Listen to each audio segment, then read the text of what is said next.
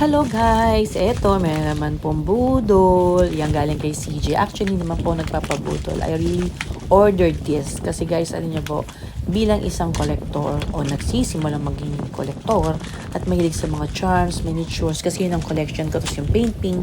So as a nurse po, hindi lang po tayo nag-stick sa pagiging nurse. Kailangan yung utak natin natututo tayo sa isang bagay na wala yung iba. Meaning, hindi nag-excel ka pa rin. Hindi ka nag-stuck na lang sa isang skills mo. Kumbaga, labandera ka, kailangan maging pintor ka, gano'n. So, ito sa plastic na to, natuwa ako. Ayan, nalaglag pa yung gamit ko. Ayan, to itim na to, ito yung tayuan ng aking pong in-order. Then, meron siyang previous na binigay. Ayan, alam niyo, mahilig ako sa mga toys, mga miniatures. So, binigyan niya ako ng mga previous. Nakakatawa naman. Bata lang, ano, tipo ba? At ito, yan. Maliit na notebook, lagay ko sa passport ko at saka pandikit. Kasi pag may mga charms na dinidikit ko, ayan, binigyan niya ako ng previous. So, guys, balik tayo. Itong project to binubuksan ko na. Marami po sa atin ang creativity talaga sobra.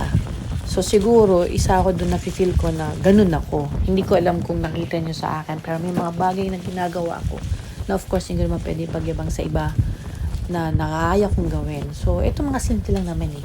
Marami pa dyan. Pwede nga akong gumawa ng bahay. O diba, nurse na magaling gumawa ng bahay. Hindi, joke lang po. Marami po akong gustong matutunan. At ayan na po, nilalabas ko na po yung in-order. Actually, this is a phone case. Ang bigat na. So, pag may mga lakad na medyo arangkadahan, ayan. Oh, ha? Boom! Ito po, hindi to basta charm. This is like a 3D Laura. Yan. Sa mga millennial, sa mga new generation ngayon, talagang Gen Z, maka-appreciate nila yan. So, si Laura, to may mga miniature na talagang 3D talaga. May washing machine, ang tissue na yan, papel na papel talaga yan.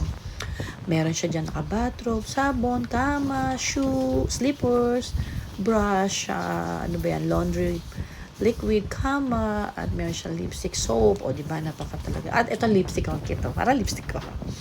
At meron siya ditong lampshade, gumagalaw-galaw pa. Ang cute niya. Actually, ang cute niya talaga. Ayan, medyo cozy lang. Pero okay lang. I can do like this, but tinry ko yung gawa ni CJ. So, naganda naman ako. At meron siya dyan na laruan si Bear. May orasan sa taas. May broom. Mayroong fireplace. So, ang cute ng gawa niya. Medyo bulky. Kaya, nung hinubukan ko ilagay, bulky. Ayan, nakita niyo. Mukhang-mukha. At talagang yan ang, kumbaga sa kanya, authenticity niya. Yung kanya authenticity. At medyo mahal. Pero okay naman. Naka-enjoy. So, yun lang po. Sinishare ko lang po sa inyo. Maraming salamat po.